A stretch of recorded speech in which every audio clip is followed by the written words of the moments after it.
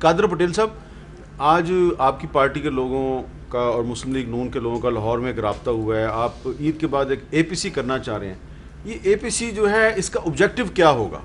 سر ہمارا تو پہلے دن سے یہ بیانیہ ہے کہ اب جو حالات گراس روٹ پہ ہم دیکھ رہے ہیں وہ اب ناقابل برداشت ہوتے جا رہے ہیں عام عوام کے لیے. میں وقت آپ کا ضائع نہیں کروں گا، ایک فہرست ہے. آج بھی دواؤں پر 10% بڑھایا آپ نے، 400% بڑھا کر آپ کا دل نہیں خوش ہوا تھا، پھر 10% بڑھایا. لیکن کمال کی بات آپ دیکھیں کہ پہلے جو بڑھا تھا 400%، اس کا نوٹس لیا گیا، یعنی وہ جرم تھا، اس کو وزارت سے ہٹایا گیا، یعنی وہ جرم تھا. سزا کیا ملی یہ پتہ نہیں، لیکن پھر 10% آپ نے بڑھایا، مطلب وہ جرم تھا یا یہ جرم ہے؟ سمجھ میں ان کو کچھ نہیں آ رہا. میں حامد میر صاحب صرف آپ سے اتنا کہوں گا کہ ہماری پارٹی کا یہ موقف ہے کہ کوئی لیڈر لیس تحریک نہ چل جائے، کوئی کیاس نہ ہو جائے. ہم بار بار نون سے بھی رابطہ کر رہے ہیں، تمام جماعتوں سے. لوگوں کے پاس آٹا، چینی، کھانا، نوکری کچھ بھی نہیں، بخدا لوگ بالکل تنگ آئے ہوئے ہیں، اور لیڈر لیس تحریکیں کیاس پیدا کرتی ہیں. تو پولیٹیکل پارٹیز مل کر بیٹھیں. میں معافی کے ساتھ بھائی کے موجودگی میں کہوں گا کہ پی ٹی آئی مزید نہیں چل سکتی. یہ گورنمنٹ پی ٹی آئی کی ایسا نہ ہو یہ کسی دن سارے علیم تو یہاں بیٹھا رہ جائے، یہ سب بھاگ جائیں. یہ جو باہر والے ہیں، یہ جنہوں نے حلف بھی نہیں لیا، یہ اچانک غائب ہو جائیں. عمران خان کدھر جائے گا؟ سر میں آپ کو ایک چھوٹا سا واقعہ سنا دوں سر. بچوں کے سر امیر صاحب، ایک بندہ کیا جاتا ہے کسی جگہ نوکری کرنے، اس کی بیوی فون کرتی ہے مرغی چوری ہو گئی. وہ کہتا ہے اچھا بکری تو ہے نا اپنے پاس؟ تو وہ دوسرے دن فون کرتی بکری چوری ہو گئی. وہ کہتا ہے گائے تو ہے نا؟ تیسرے دن فون کرتی گائے چوری ہو گئی. کہتا چلو گھر ہے تو پھر کر لیں گے. چوتھے دن فون کرتی اللہ کا کرنا ایسا، بولے بارش آئی گھر گر گیا. بولے تم تو خیریت سے ہو؟ تو بولتی ہاں میں بچ گئی. پانچویں دن اس کو ایک بندہ اور فون کرتا ہے، کہتا ہے تمہاری بیوی جو ہے بغیر گھر کے سردی میں ٹھٹر کے مر گئی.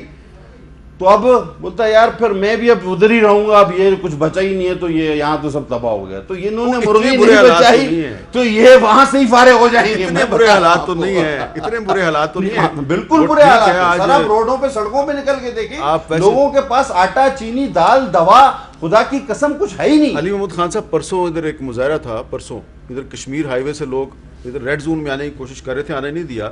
وہ لوگ مظاہرہ کر رہے تھے ہارن بجاؤ حکومت جگاؤ. وہ حکومت کو جگانے کے لیے ہارن بجا رہے تھے زور زور سے. تو میں نے ایک وقفہ لیتا ہوں، وقفے کے بعد علی محمد خان صاحب سے بات کرتا ہوں کہ لوگ ہارن بجا کے حکومت کو جگانے کی کوشش کیوں کر رہے ہیں؟ کیا حکومت سوئی ہوئی ہے؟ وقفے کے بعد دوبارہ ملتے ہیں.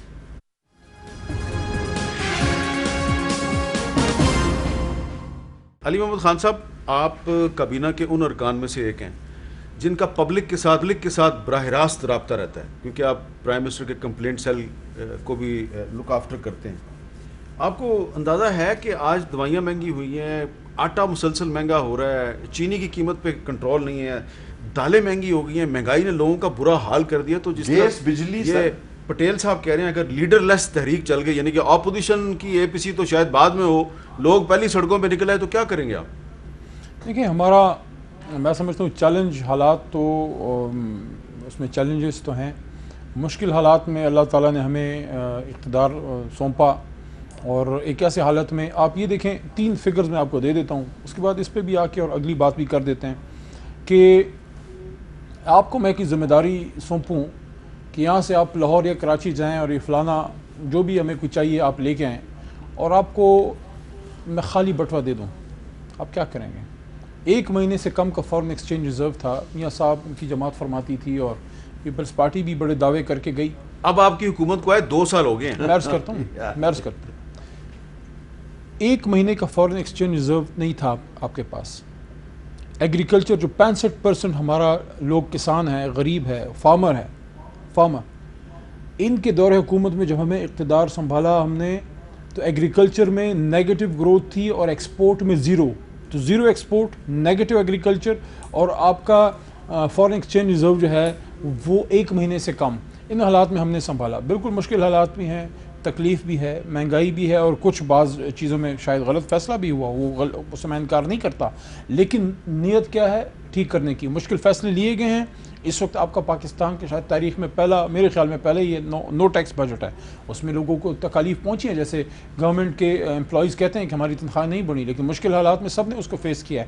یہ کہنا کہ اے پی سی چل رہی ہے اور یہ بی سی کریں گے اور یہ، تو آپ مجھے یہ بتائیں جن کی وجہ سے ہم اس حالت میں یہ ملک پہنچا ہے، جن کی وجہ سے تمام ادارے تباہ ہوئے ہیں، ہم سے تو یہ سوال ہے نا کہ 2 سال میں جو 40-45 سال میں یہ لوگ تباہ کر کے گئے ہیں، آپ نے 2 سال میں ٹھیک کیوں نہیں کیا؟